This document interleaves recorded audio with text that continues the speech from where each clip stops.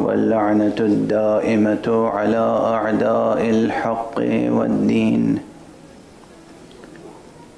أما بعد فقد قال الله تعالى عز اسمه في محكم كتابه ومتقن خطابه. بسم الله الرحمن الرحيم. إن في خلق السماوات والأرض واختلاف الليل والنهار لآيات لأولي الألباب. صدق الله العلي العظيم.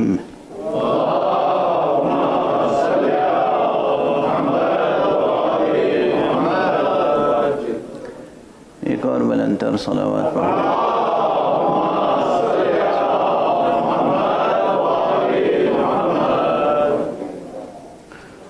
سرنامہ قرآنی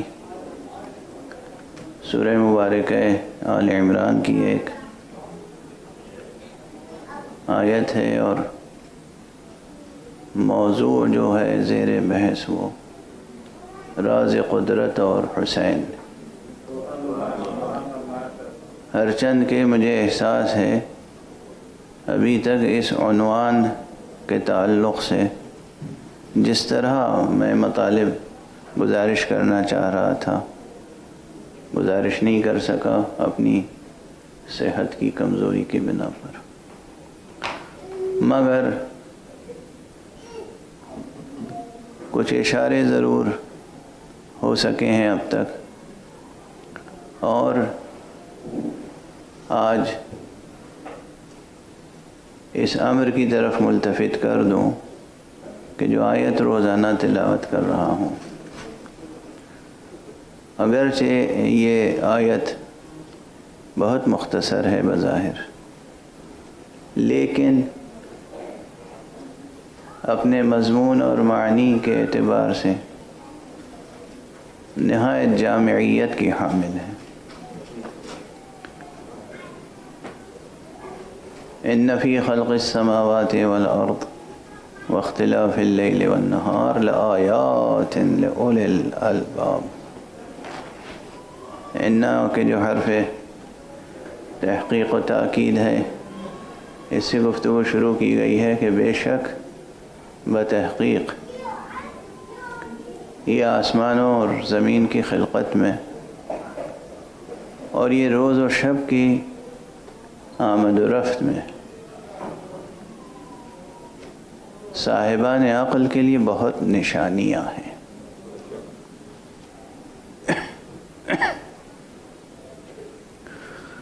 بظاہر کتنا سادہ بیان معلوم ہوتا ہے، لیکن ذہن کو جھنجھوڑ دیتا ہے کہ گویا حق سبحانہ و تعالیٰ یہ فرما رہا ہے کہ تم غور تو کرو خلقت سماوات و ارض میں، آسمانوں کی خلقت میں اور زمین کی خلقت میں، اور واختلاف اللیل والنہار، اور رات کے آنے اور دن کے جانے اور دن کے آنے اور رات کے جانے میں بہت نشانیاں ہیں. لآیات لأولی الالباب، عقل مندوں کے لیے، جوہر عقل رکھنے والوں کے لیے بہت نشانیاں ہیں. جیسے یہ بات کہی گئی تو جو بیدار ذہن ہیں، جو بیدار دل ہیں، ان میں شوق نہیں پیدا ہوگا، جستجو نہیں پیدا ہوگی کہ یہ کس کی آواز ہے اور کون کہہ رہا ہے کہ اس میں نشانیاں ہیں، تو چلو دیکھیں تو صحیح کیا نشانیاں ہیں. پر جیسے ہی آپ نے اس جستجو کا آغاز کیا کہ کیا نشانیاں ہیں، وہیں آپ کا وہ سفر شروع ہو گیا جو منظور نظر الہی ہے. وہ آپ کو ساکت و صامت و جامد نہیں دیکھنا چاہتا. حق سبحانہ و تعالیٰ چاہتا ہے کہ آپ ہمیشہ حرکت جوہری کے تابع رہیں، بڑھتے رہیں آگے اور اٹھتے رہیں بلندیوں کی طرف. یہ آیت، یہ آیات، یہ نشانیاں، یہ سب اسرار قدرت ہیں. بلکہ ایک ایک آیت اور ایک ایک نشانی کے پیچھے نہ جانے کتنے رازہائے قدرت پوشیدہ ہیں۔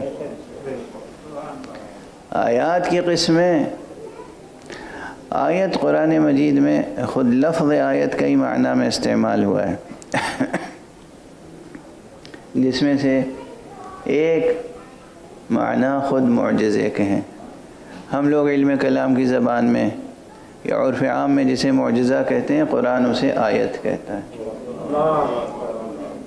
قرآن مجید میں لفظ معجزہ نہیں آیا ہے، البتہ اس روٹ ورڈ سے، اس مادے سے اور بعض الفاظ آئے ہیں، جیسے معجزین کا لفظ آیا ہے، اور الفاظ آئے ہیں، لیکن خود لفظ معجزہ نہیں آیا ہے اس مفہوم میں جس مفہوم میں ہم آپ استعمال کرتے ہیں۔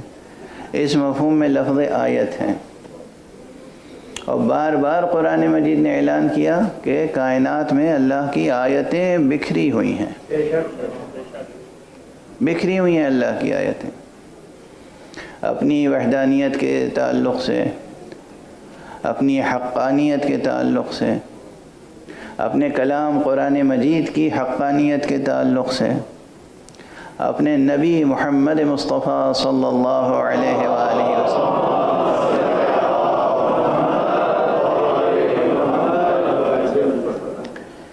کی تصدیق اور ان کی حقانیت کے تعلق سے، اس کائنات میں حق سبحانہ و تعالیٰ نے بکھری ہوئی نشانیوں کی طرف بار بار متوجہ کیا ہے، اور ان نشانیوں کو بلکہ برسبیل استقراء اگر ہمت ہو، حوصلہ ہو، اور یہ ہمت نہیں ہے تو پیدا کرنے کی ضرورت ہے، یہ حوصلہ نہیں ہے تو پیدا کرنے کی ضرورت ہے، کہ اللہ سبحانہ و تعالیٰ کی ایک ایک نشانی کو انسان اپنے غور و فکر کا محور بنائے، اس کا مطالعہ کرتا جائے، اور اگر حب الہی کا چراغ روشن ہے، اگر دل میں آتش عشق الہی موجود ہے، تو پھر انسان سکون سے بیٹھ نہیں سکتا جب تک کہ اللہ سبحانہ و تعالیٰ سے متعلق ایک ایک آیت کا مطالعہ نہ کر لے، جو کہ آسان نہیں ہے، بلکہ ہم اپنی انسانی محدودیتوں کو سامنے رکھ کر اگر یہ کہیں کہ ممکن بھی نہیں ہے تو بھی درست ہے۔ ممکن نہیں ہے کہ ہم حق سبحانہ و تعالیٰ کی تمام آیتوں، تمام نشانیوں کا احاطہ کر سکیں، احصاء کر سکیں، لیکن وہ آتش شوق، وہ آتش عشق، وہ انسان کو ضرور مجبور کرے گی کہ جہاں تک ممکن ہو وہاں تک آگے بڑھ سکیں، جتنی اللہ کی نشانیوں کا مطالعہ کر سکیں، جتنی اللہ کی آیتوں کا مطالعہ کر سکیں، جتنے معجزات کا مطالعہ کر سکیں۔ اور اس لحاظ سے میں ایک جملہ یہاں ٹھہر کے عرض کروں کہ اللہ سبحانہ و تعالیٰ کی بڑی نشانیوں میں سے ایک نشانی تو خود انسان کا وجود ہے، آپ کا وجود، آپ کا وجود بھی اللہ سبحانہ و تعالیٰ کی ایک نشانی ہے۔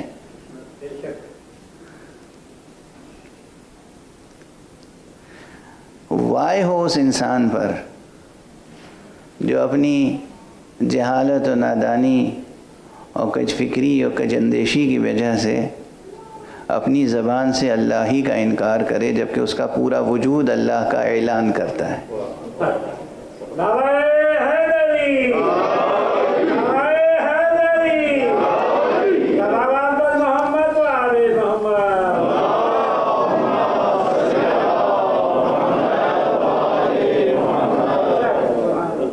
غور فرمائیں، انسان کا پورا وجود تو اللہ کا اعلان کرتا ہے، اور وہی انسان اپنی اس چھوٹی سی زبان سے اللہ کا انکار کرے۔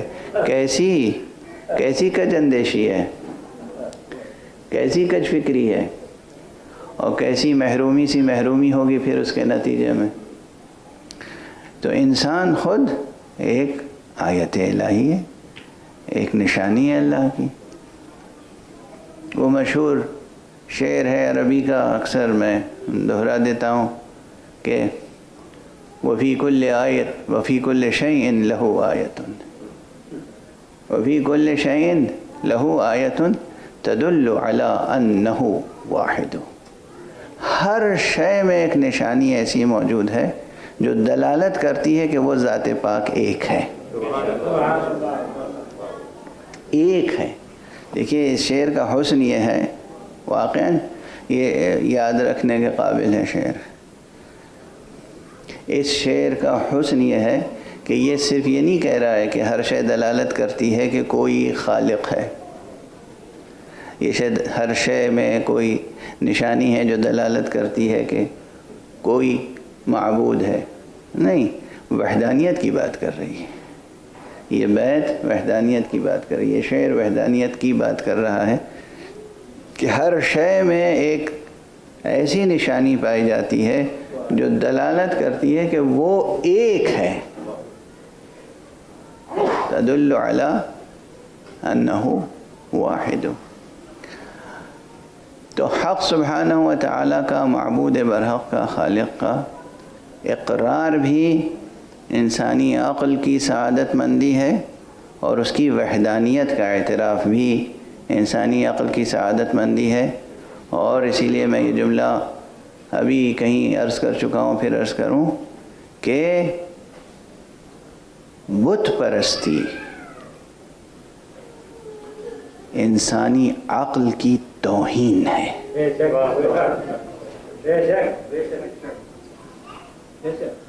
صنم پرستی انسانی عقل کی توہین ہے. غالباً کل رات کی تقریر میں نے عرض کیا تھا، جو یہاں اس مجلس کے بعد میں نے گزارش کی تھی، کہ اس پوری کائنات میں جہاں تک سورج کی روشنی میں جو کچھ بھی نظر آتا ہے ان آنکھوں کو، اس میں کوئی بھی چیز ایسی نہیں ہے کہ جسے آپ معبود کہہ سکیں.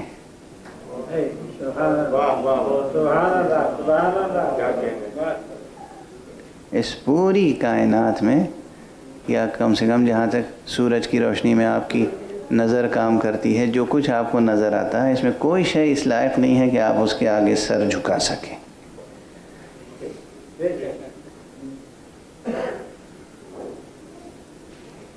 نہ خود سورج، نہ سورج کی فیملی کا کوئی اور فرد،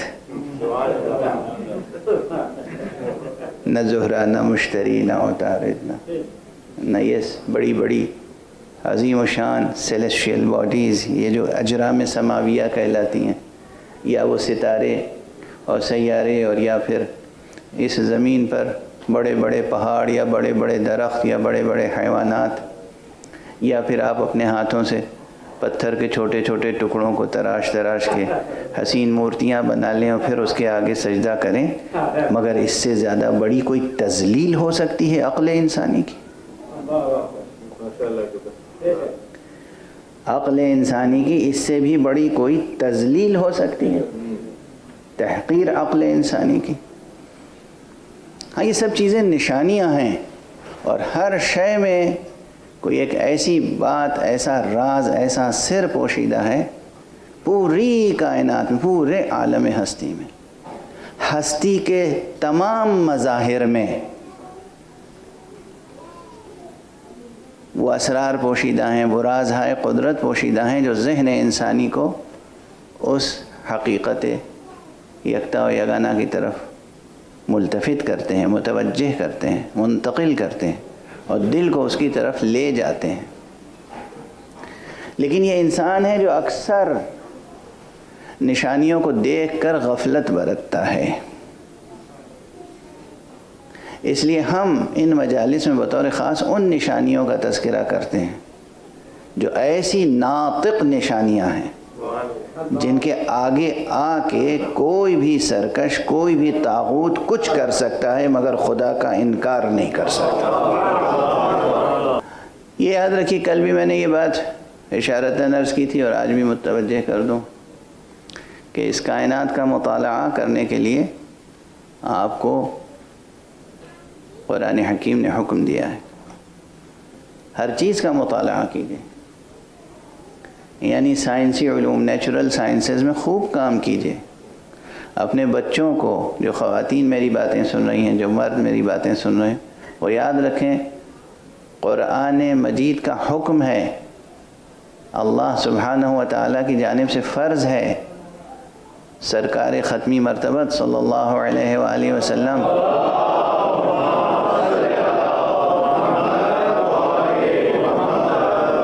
کی جانب سے آپ پر یہ فریضہ عائد کیا گیا ہے کہ آپ اپنے بچوں کو، خود آپ اور آپ اپنے بچوں کو نیچرل سائنسز کے مطالعے کی طرف لے جائیں،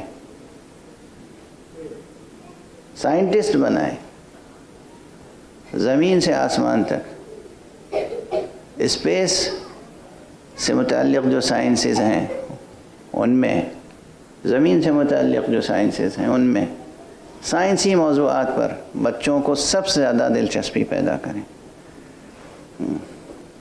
فریضہ سمجھ کر، عبادت سمجھ کر، جیسے ایک پرہیزگار انسان نماز پڑھتا ہے فریضہ سمجھ کر، روزہ رکھتا ہے فریضہ سمجھ کر، حج کرتا ہے فریضہ سمجھ کر، اسی طرح فزکس پڑھیے اور پڑھائیے فریضہ سمجھ کر، کیمسٹری پڑھیے اور پڑھائیے فریضہ سمجھ کر، میتھمیٹکس، میڈیکل سائنسز، یہ سب پڑھیے اور پڑھائیے فریضہ سمجھ کر. اور حضور کی آرزو کو پورا کیجیے، ملت امت سلمان فارسی کے نقش قدم پر آگے بڑھیے. محمد وآل محمد بلندتر صلوات.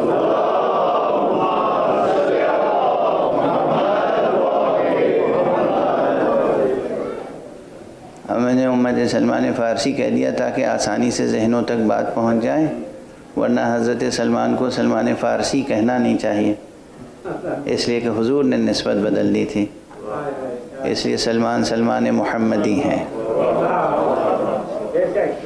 کیا شیریں وہ واقعہ ہے، کیا لطیف وہ واقعہ ہے کہ جس میں کسی نے نعوذ باللہ عربی نخوت کے تحت پوچھا، سلمان تمہارے باپ کا کیا نام ہے، تمہارا نسب کیا ہے؟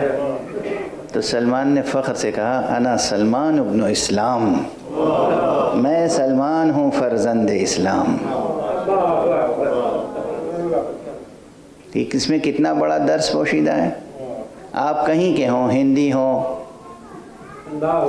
چینی ہوں، جاپانی ہوں، امریکی ہوں، عرب ہوں، ایرانی ہوں، آپ کو ابن اسلام ہونا چاہیے. آدمی ہونے کی حیثیت سے ابن آدم ہونے سے زیادہ بڑا شرف آپ کے لیے ہے انسان ہونے کی حیثیت سے ابن اسلام ہونا. کتنی عظیم نسبت ہے. اور جب آپ ابن اسلام بنیں گے تو معلوم ہے کیا احترام ملے گا آپ کو، کس مقدس حلقے میں داخل ہو جائیں گے.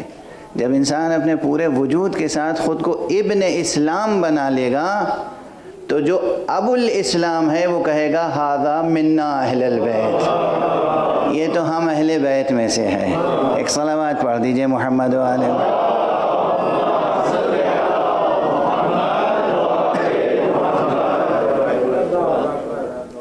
بہرحال تو ایک تو یہ کہ سائنس کا مطالعہ کیجیے سنجیدگی سے. دوسری بات، یہ دو زاویے ہیں، یہ دو سورسز ہیں. ایک طرف ہے سائنس، انسانی کوششوں کے نتیجے میں علوم کا سرمایہ، اور ایک طرف ہے وحی الہی. بہت پہلے مجھے یاد آتا ہے چھوٹا سا کوئی درس تھا، اس میں نے عرض کیا تھا کہ انسان اپنی عقل کی روشنی میں جتنا سفر طے کرتا ہے، جہاں تک عقل کی روشنی کام آتی ہے کام آتی ہے. جہاں عقل کی روشنی کام نہیں آتی، وہاں عقل کو جو شے روشنی دکھاتی ہے وہ وحی ہے، وہ وحی الہی ہے. اس لیے آپ جو اپنی انسانی کوششوں سے رازہائے قدرت ڈسکور کرتے ہیں وہ اپنی جگہ، لیکن آپ سے خطا ممکن ہے، خطائے اجتہادی ہر جگہ ممکن ہے، لیکن جب ادھر سے کوئی نبأ لے کر آتا ہے، ادھر سے کوئی خبر لے کر آتا ہے، ادھر سے جو وحی آتی ہے، خالق کائنات کی طرف سے جو راز منکشف کیے جاتے ہیں، اس میں خطا کا امکان نہیں ہے، اس میں خطا کا امکان نہیں ہے۔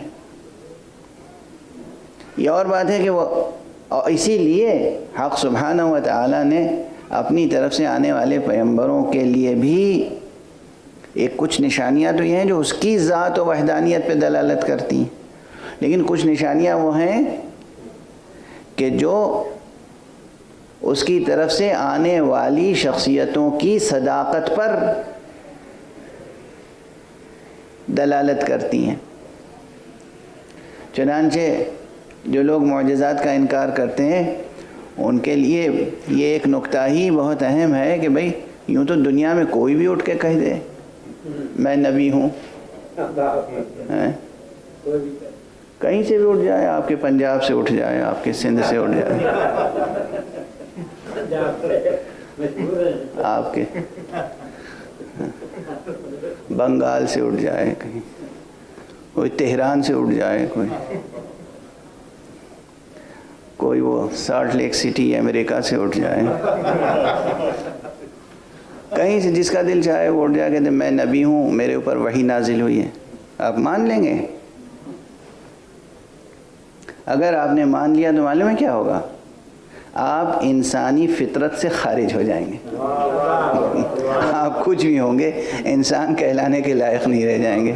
یوں ہی ایک شخص نے کہہ دیا میں نبی ہوں، آپ نے ایمان تصدیق کر دی اس کی اور آپ اس پر ایمان لے آئے۔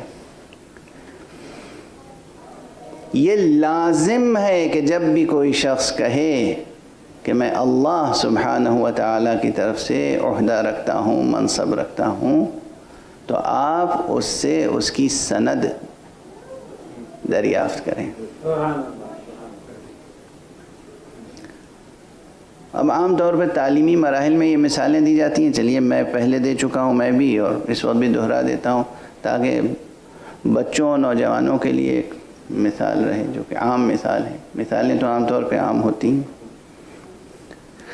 انگلینڈ کا کوئی شخص یو کے کا بھارت چلا جائے اور ایئرپورٹ پہ اتر کے کہے کہ میں ایمبیسڈر بنا کے بھیجا گیا ہوں، کوئی بھی تو یہ بھارت کا جو امیگریشن آفیسر ہے مان لے گا؟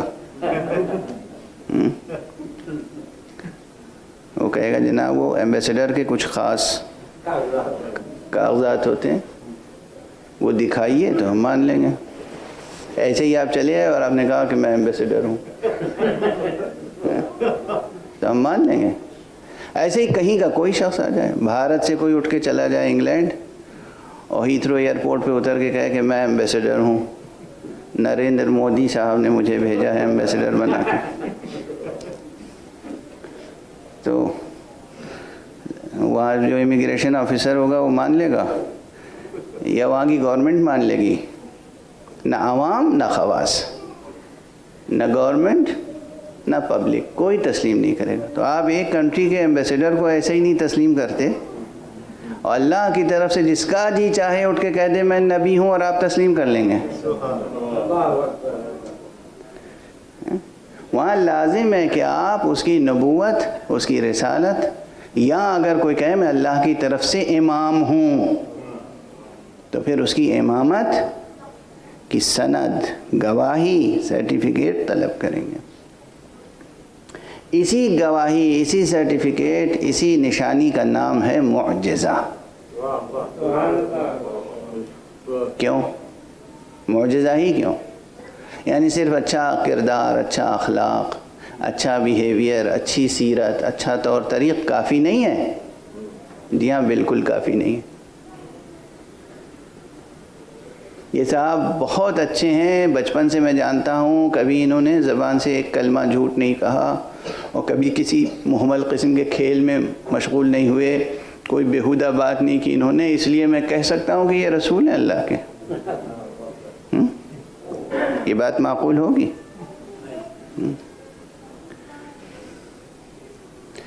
کتنا ہی انسان خوش سیرت ہو، کتنا ہی انسان خوش فکر ہو، عالم ہو، فاضل ہو، سب کچھ ہو، مگر ہم اسے اللہ کا رسول نہیں کہہ سکتے.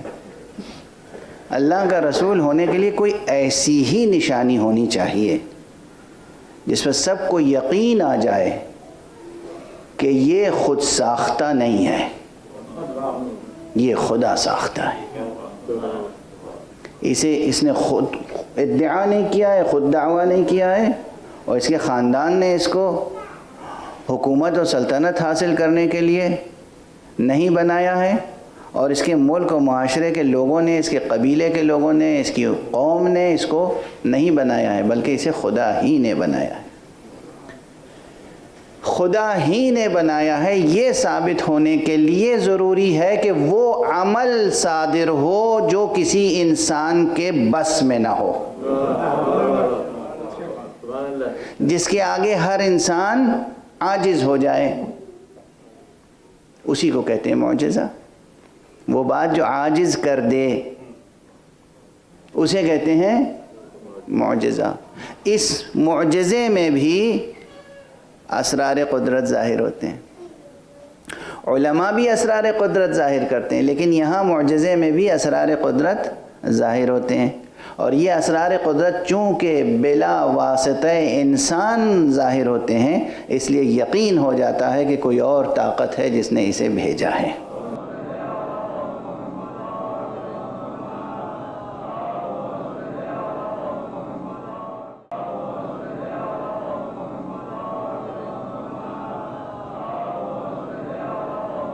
آغاز اس کا وحی سے ہوتا ہے. خود وحی معجزہ ہے، لیکن وحی چونکہ ہر انسان جبرائیل کو نہیں دیکھ سکتا، اس لیے وحی جب نازل ہوتی ہے تو خود جس پر وحی نازل ہوتی ہے وہ تصدیق کرتا ہے کہ یہ اللہ کی طرف سے پیغام ہے. اور اس لیے جب وہ گفتگو کرتا ہے تو اس کے لہجے میں وہ سچائی اور وہ یقین کی شدت پائی جاتی ہے، وہ یقین کی چمک پائی جاتی ہے کہ اس کا یقین اور اس کی صداقت بجائے خود ایک عظیم نشانی ہوتی ہے کہ یہ بات ایسی کوئی معمولی نہیں ہے جو یہ اپنے دل سے کہہ رہا ہے، یہ کوئی پیغام ہے جو پہنچا رہا ہے. یہاں پر ٹھہر کر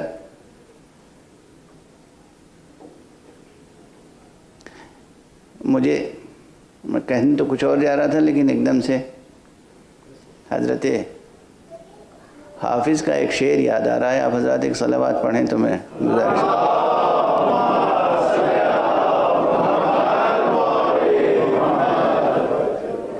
یہ وحی کی شان اعجازی کی طرف اشارہ ہے.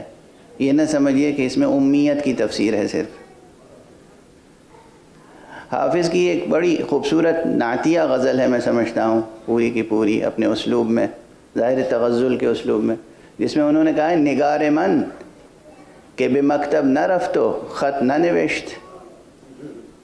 نگار من کہ بے مکتب نہ رفتو خط نہ نوشت، بے غمزے مسئلے آموز صد مدرس شد. ارے میرا معشوق تو وہ ہے کہ جو نہ مدرسے گیا، نہ ایک حرف لکھا اپنے ہاتھوں سے، مگر ایک چشم کرم کے اشارے سے وہ ساری دنیا کا معلم بن گیا. تو یہ ایک حقیقت ہے. اس میں اس بات کی طرف توجہ نہیں ہے کہ امیت کے معنی ہے کہ وہ لکھنا نہیں جانتے تھے، پڑھنا نہیں جانتے تھے، وہ پڑھنے کہیں گئے نہیں، انہوں نے کچھ اپنے ہاتھ سے لکھا نہیں، اور اس کے باوجود وہ پورے عالم کے استاد ہو گئے، معلم کائنات، معلم انسانیت ہو گئے بفیض چشم کرم الہی، بفیض وحی الہی. تو حضور علیہ الصلوۃ والسلام کی نبوت اپنی جگہ مسلم ہے، اور جبرائیل کو حضور نہ پہچانے؟ آپ کے سامنے کوئی بچہ پیدا ہو، کتنا ہی بڑا ہو جائے، آپ اسے پہچانیں گے نہیں؟ حضور کا نور کب خلق ہوا؟ حضور جو اس عالم ہستی میں تعین اول کی حیثیت رکھتے ہیں، حقیقت محمدیہ، نور مصطفیہ، جو فرمانے والے اول ما خلق اللہ نوری، سب سے پہلے اللہ نے جس چیز کو خلق کیا، جس شے کو خلق کیا، جس مخلوق کو خلق کیا، وہ میرا نور ہے۔ اس کا مطلب اس کے بعد جو کچھ ہے سب اس کے بعد ہے، اس کے بعد ہے۔ تو جبرائیل کی خلقت مصطفیٰ کے بعد، جس کی خلقت بعد میں ہوئی ہو اس کو پہچاننے میں حضور کو شبہ ہوگا۔ بہرحال یہ تو ایک وہ دلیل ہے، یہ صرف دلیل خطابی نہیں ہے، لیکن جو اس بزم سے مناسبت رکھتی ہے، ورنہ اس کے علاوہ دلائل کی کمی نہیں ہے۔ تو نہ یہ کہ حضور جبرائیل کو پہچانتے نہیں تھے، بلکہ جبرائیل جب آتے تھے تو کس شان سے بیٹھتے تھے معلوم ہے؟ حضرت امام جعفر صادق علیہ السلام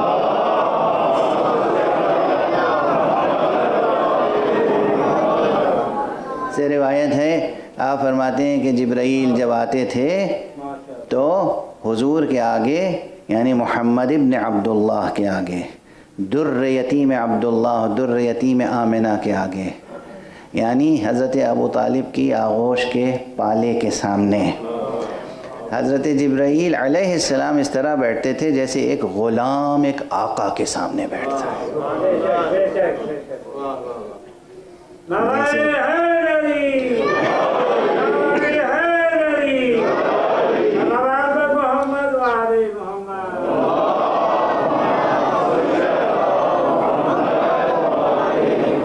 یہ ہے شان مصطفیٰ، یہ ہے شان مصطفیٰ کہ جبرائیل علیہ السلام سید الملائکہ، امین وحی الہی، مگر حضور کے آگے بیٹھتے ہیں کیسے؟ جیسے ایک غلام ایک آقا کے سامنے بیٹھتا ہے۔ ہمارے آقا حضرت ابو عبداللہ الحسین جناب سید الشہداء کے جملوں میں سے ایک جملہ ہے، کسی شخص نے راستے میں مکے اور کربلا کے راستے میں ملاقات کی، حضرت سے گفتگو کی، تو آپ نے فرمایا اگر تم مدینے میں میرے گھر پہ آ کے مجھ سے ملتے تو میں تمہیں جبرائیل کے آنے جانے کے نشانات دکھا دیتا۔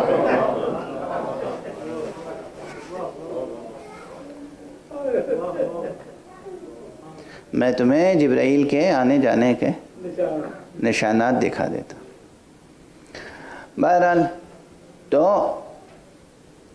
حضور علیہ السلام کا مرتبہ اور آپ کی نبوت اور شان اعجاز، آپ کے ذریعے سے جو اسرار قدرت، رازہائے پنہاں آشکارا ہوئے ہیں وہ بھی بہت ہیں، جو آپ کی نبوت پہ بھی دلالت کرتے ہیں اور حق سبحانہ و تعالیٰ کی وحدانیت پہ بھی، اور ذہن انسانی کو متوجہ کرتے ہیں کہ دیکھو جو تم کوشش و کاوش کرتے ہو، اسٹڈی کرتے ہو، ریسرچ کرتے ہو، مطالعہ کرتے ہو، علم حاصل کرتے ہو، اس کے مقابلے میں بھی ایک سورس ہے،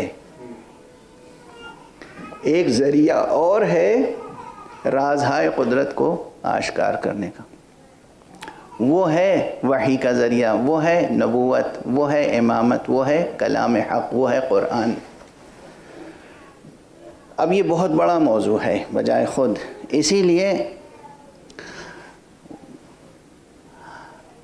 سوکریٹس اور پلیٹو سے بھی پہلے اور اس وقت بھی اور آج تک بھی ایسے مکاتب موجود ہیں جو انسانوں کو علم کے اسرار حاصل کرنے کے لیے تزکیہ نفس اور صفائے قلب کی دعوت دیتے ہیں۔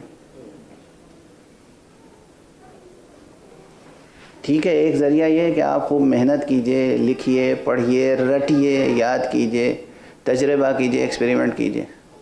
ساتھ میں ایک ذریعہ یہ ہے کہ آپ اپنے آئینہ قلب پر جلا کیجئے، آئینہ دل صاف ہو۔ جتنا آئینہ دل صاف ہوگا اتنے ہی اسرار قدرت آشکارا ہوں گے۔ یہ نہیں کہ آپ نبی ہو جائیں گے، یہ نہیں کہ آپ رسول ہو جائیں گے، لیکن دل کا آئینہ جتنا صاف ہوگا اتنے ہی قدرت کے راز آپ کے دل پر آشکار ہوں گے۔ اور اگر دونوں محنتیں یکجا ہو جائیں، علمی اجتہاد بھی ہو اور تزکیہ، سیر و سلوک، صفائے قلب بھی ہو، ذہن بھی صاف ہو، تو پھر کیسی شخصیتیں بنیں گی؟ پھر ایسی شخصیتیں بنیں گی کہ یہ شخصیتیں اپنی ذات سے نبی اور امام کی طرف دلالت کریں گی، یہ بتائیں گی کہ اگر ہم ایسے ہیں تو سمجھ لو ہمارے امام کیسے ہوں گے، ہم ایسے ہیں تو سمجھ لو ہمارے رسول کیسے ہوں گے۔ جیسے رسول یہ بتاتے ہیں کہ ہم جس کو سجدہ کرتے ہیں بس سمجھ لو کہ وہ خدا اور معبود کیسا ہوگا۔ رسول اللہ صلی اللہ علیہ وآلہ وسلم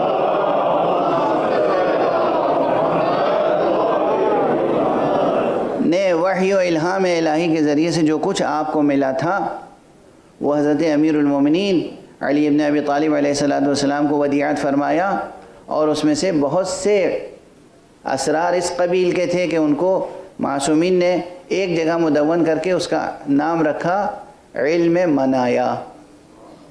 علم منایا، منایا منیہ کی جمع ہے یعنی موت، کب کس کی کہاں کس طرح موت واقع ہوگی، یہ پورا علم اور مستقبل کے واقعات۔ یہ سرکار رسالت مآب کو بھی علم تھا، امیر المومنین کو بھی علم تھا، اور جناب امیر المومنین علیہ السلام نے اپنے بعض شاگردوں کو بھی اس میں سے تھوڑا سا علم دیا تھا، جیسے حضرت میثم تمار کو، جیسے حضرت رشید حجری کو،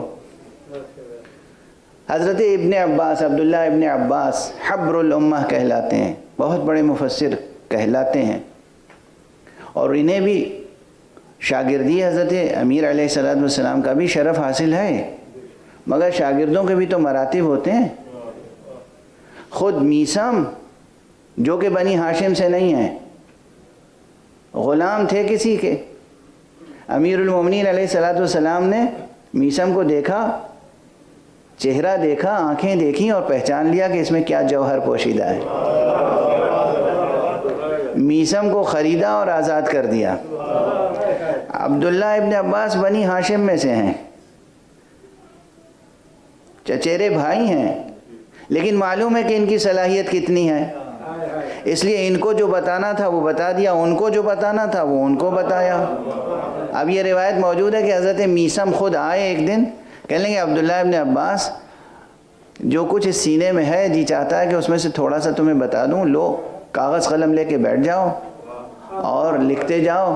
انہوں نے لکھنا شروع کیا، پہلے تو خوشی خوشی، اس کے بعد گھبراہٹ شروع ہوئی، پھر حیرت شروع ہوئی، پھر اضطراب شروع ہوا، اور نتیجہ یہ ہوا کہ کہا میثم تم کیا کہہ رہے ہو، یہ کیا بیان کر رہے ہو، اور وہ کاغذ اپنے ہاتھوں سے خود پھاڑ دیا، برداشت نہ کر سکے، تحمل نہیں تھا، اور میثم مسکراتے رہے۔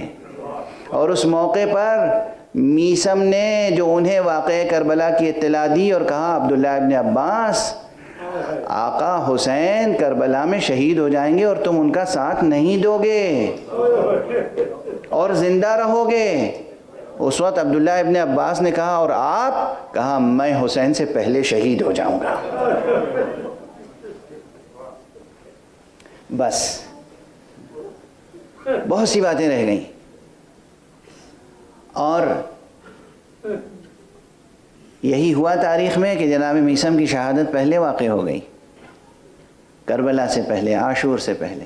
لیکن آج جس تذکرے کی طرف میں آپ کو لے جا رہا ہوں وہ ایک اور نام ہے، اور انہیں بھی جناب امیر المومنین نے بہت سے اسرار، بہت سے رازہائے قدرت ودیعت فرمائے تھے، تعلیم فرمائے تھے، اور ان کا نام تھا حبیب ابن مظاہر۔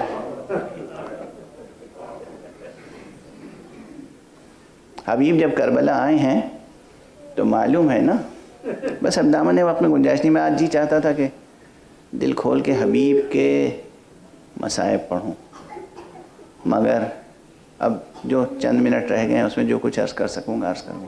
حبیب کا بڑا مرتبہ ہے، حبیب ان میں سے ہیں جنہیں محفوظ عن الخطا کہا جا سکتا ہے.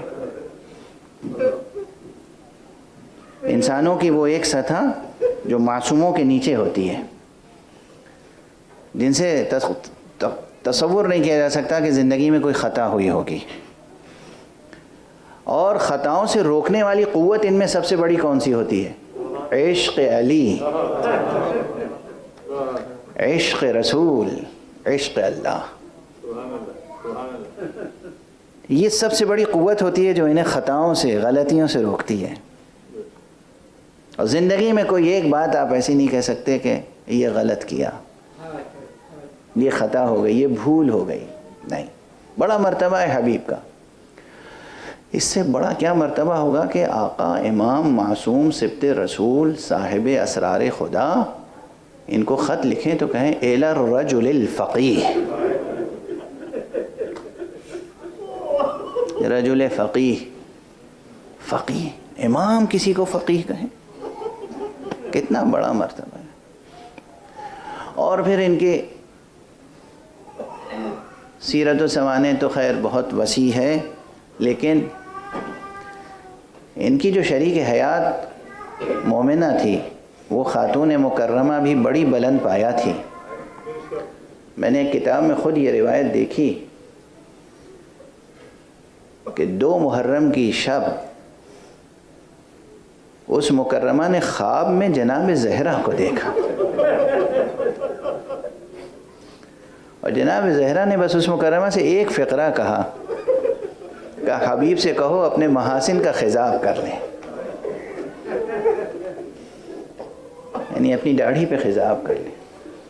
اب اس مکرمہ کی ذہانت یہ ہے، یہ سمجھ گئی کہ میرا شوہر شہید ہونے والا ہے، اس کے خون سے اس کی داڑھی خضاب ہوگی. اس لیے کہ ابھی عمر نہیں ہے ان کی، بہت سن رسیدہ ہیں، یہ عمر نہیں ہے کہ یہ خضاب کریں. اور بیوی کے کہنے کا یہ کیا مقصد ہو سکتا ہے؟ دنیاوی حسن و زینت کی بات نہیں ہے. بیوی تو جب بھی حسن و زینت کی بات کریں گی تو وہ اخروی اور بہشت اور جنات خلد کی بات کریں گی، اور وہاں سب سے بڑی زینت تو شہداء کے خون کی زینت ہے. حبیب چنانچہ آقا حسین کا جس وقت نامور پہنچا ہے، کہتے ہیں کہ دوپہر کا وقت تھا اور حبیب دسترخوان پہ بیٹھے ہوئے تھے،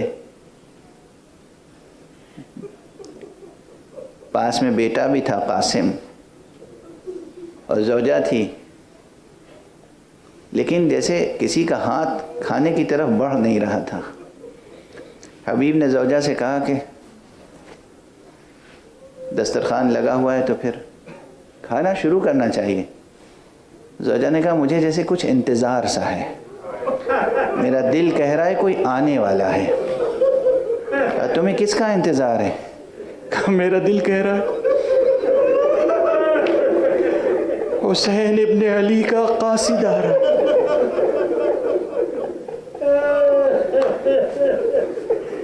حبیب نے کہا حسین کا قاصد آ رہا ہے، تمہیں کیسے اندازہ؟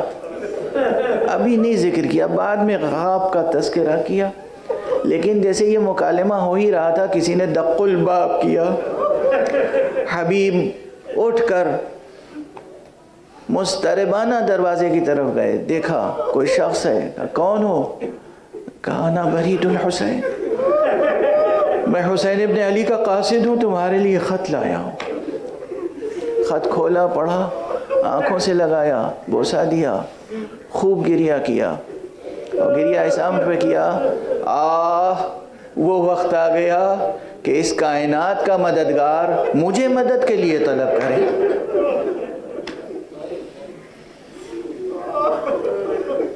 بس مختصر کر رہا ہوں جملے مختصر. وقت تمام ہوا. آپ سب سنتے رہتے ہیں واقعات، جن واقعات کا تذکرہ کم ہوتا ہے میں بس اس کی طرف اشارہ کروں گا. حبیب رخصت ہوئے، اپنے غلام کو بھی ساتھ لے گئے، غلام کی درخواست پر کربلا پہنچے. اور یہ جملہ تو آپ اکثر سنتے ہیں اور ہمیشہ سر پیٹتے ہیں نا. جب کربلا پہنچے آقا حسین کے محضر میں بیٹھے ہی تھے کہ خیمے کے اندر سے کوئی آیا، ایک کنیز آئی اور اس نے کہا حبیب آ گئے۔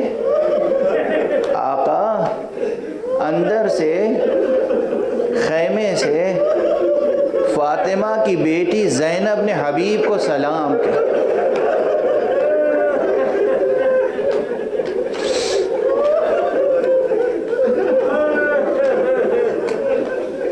بس یہاں ٹھہر کر، عموماً یہ بات نہیں گزارش کی جاتی ہے جو تسلسل کلام میں بھی ہے، اور میں گزارش کرنا چاہتا ہوں کیونکہ میں نے خود اپنی آنکھوں سے یہ روایت پڑھی کتاب میں، اس لیے گزارش کر رہا ہوں۔ جیسے ہی حبیب کو بی بی زینب کا سلام پہنچا، ویسے ہی حبیب نے آقا حسین کو دیکھا، کہا آقا اجازت ہے کہ میں در خیمہ تک جاؤں؟ اجازت ہے کہ میں خیمے کے دروازے تک جاؤں اور میں بی بی سے کچھ عرض ادب کرنا چاہتا ہوں؟ کہا حبیب جاؤ، تمہارا رتبہ یہ ہے، تم جاؤ، تم زینب سے گفتگو کر سکتے ہو، جاؤ۔ حبیب دروازے پر آئے، خیمے کے دروازے پر، ادھر بی بی زینب ہیں، ادھر حبیب۔ ایک مرتبہ سر سے امامہ اتارا، زمین سے خاک اٹھائی، سر پہ ڈالنا شروع کیا، کہا بی بی اب یہ دن آ گیا کہ آپ مجھے سلام کہیں۔ ہاں بی بی میں سمجھ سکتا ہوں آپ کی کیا کیفیت ہے، آپ کو آقا حسین کی فکر ہے، آپ کو آقا حسین کی فکر ہے۔ بی بی میرا دل چاہتا ہے، میرے سینے میں کچھ راز پوشیدہ ہیں، کچھ باتیں آپ کے بابا علی نے مجھے بتائی تھیں، آج میں آپ کے سامنے گزارش کرنا چاہتا ہوں اور عذر خواہی کرنا چاہتا ہوں، آپ سے پیشگی معافی چاہتا ہوں۔ بی بی نے کہا ہاں بتاؤ۔ دیکھیے اسرار تو سب کو معلوم تھے، بی بی زینب کو بھی معلوم تھے، آقا حسین کو بھی معلوم تھے، لیکن یہ حبیب تھے، یہ حبیب تھے، انہوں نے اپنے انداز سے اس کا اظہار اس موقع پر کیا۔ کہا بی بی میں جو آپ سے معافی چاہتا ہوں وہ اس بات کی، میں آج روز عاشور آقا کا ساتھ دوں گا اور آقا پہ قربان ہو جاؤں گا، میں آج شہید ہو جاؤں گا۔ مجھے فکر یہ ہے کہ بعد میں جب آپ کے بازوؤں میں رسن بندھے گی اس وقت میں آپ کی مدد نہیں کر سکوں گا، کاش مجھے اللہ ایک زندگی اور دیتا۔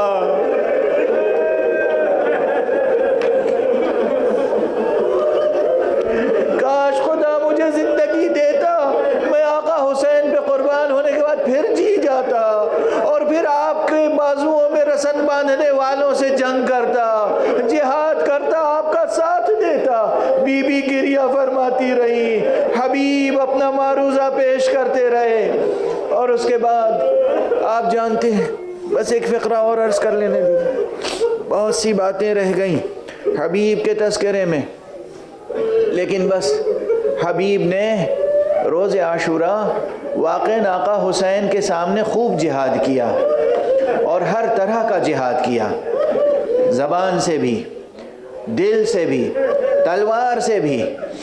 حبیب کا جہاد، حبیب کا مجاہدہ بہت عظیم الشان ہے، اور اس بڑھاپے میں ظاہری اعتبار سے بوڑھے حبیب، ضعیف حبیب، اس وقت بعض روایتوں میں کہ آپ نے اپنی تلوار سے تقریباً 60 نامی گرامی دشمنوں کو قتل کیا، اور اس کے بعد دشمنوں نے جب چاروں طرف سے گھیر لیا اور حبیب ریگ گرم کربلا پر شہید ہوئے اور ان کا سر قلم کیا گیا، تو جس نے سر قلم کیا اس نے پہلے تو اس سر کو خود لشکر عمر ابن سعد میں گھمایا پھرایا، ایک ایک کو دکھایا فخر کے انداز میں کہ دیکھو ہم وہ ہیں کہ ہم نے حبیب کا سر قلم کیا ہے۔ اس کے بعد اس نے اپنے گھوڑے کی گردن میں باندھ لیا۔ اب بس ایک فقرہ، جب 11 محرم کو کربلا سے اسیروں کا قافلہ کوفے میں داخل ہوا تو سارے شہداء کے سر نو کے نیزہ پر بلند تھے، حبیب کا سر کسی نیزے پہ نظر نہیں آیا، تو حبیب کا بیٹا جس کا نام قاسم تھا اس نے اپنے بابا کا سر تلاش کرنا شروع کیا اور دشمنوں کی صف میں داخل ہوا، دیکھا ایک گھوڑے میں حبیب کا سر بندھا ہوا ہے، اس نے اس شخص سے جس کا وہ گھوڑا تھا کہا یہ سر کس کا ہے تو جانتا ہے؟ کہا مجھے معلوم ہے یہ حبیب ابن مظاہر کا ہے۔ کہا تو مجھے پہچانتا ہے؟ کہا میں نہیں پہچانتا۔ کہا میں حبیب کا بیٹا قاسم ہوں، کیا یہ ممکن ہے کہ تو مجھے تھوڑی دیر کے لیے یہ سر دے دے؟ یہاں یہ بھی روایت ہے، بعض حضرات نے ذکر کیا ہے کہ اس نے کچھ پیسے طلب کیے، اس بیٹے نے پیسے دیے، بابا کا سر لایا، بابا کے سر سے خون کو صاف کیا، زلفیں صاف کی، ریش مبارک صاف کی، سامنے رکھ کے دیر تک پیار کیا، دیر تک گریہ کیا، اور پھر مجبور ہو کر پھر سر واپس کر دیا۔ بعد میں اس نے اس قاتل سے انتقام لیا، مگر دست ادب جوڑ کے بس ایک جملہ کہوں گا، بابا کا سر دیکھ کر قاسم پسر حبیب کیا کیا تڑپا ہے، کیا کیا رویا ہے۔ اب آپ اندازہ کیجئے سکینہ کے دل کی کیا کیفیت ہوگی، جو کربلا سے کوفے سے شام تک مسلسل نو کے نیزہ پر نگاہوں کے سامنے بابا کا سر ہے۔ لیلا کے دل کی کیا کیفیت ہوگی، مسلسل نگاہوں کے سامنے اکبر کا سر ہے۔ زینب کے دل کی کیا کیفیت ہوگی، مسلسل نگاہوں کے سامنے اون و محمد کا سر۔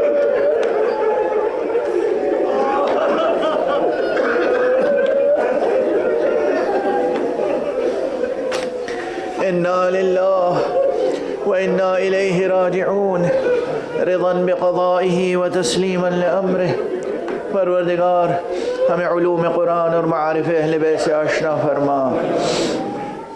پروردگار معبود اس امت کو امت قرآن اور امت ثقلین بنا دے۔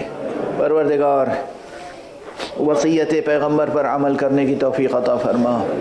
پروردگار چراغ توحید ہمارے سینوں میں روشن رہے، ہمارے ہاتھوں میں ہمیشہ دامان ختم نبوت رہے۔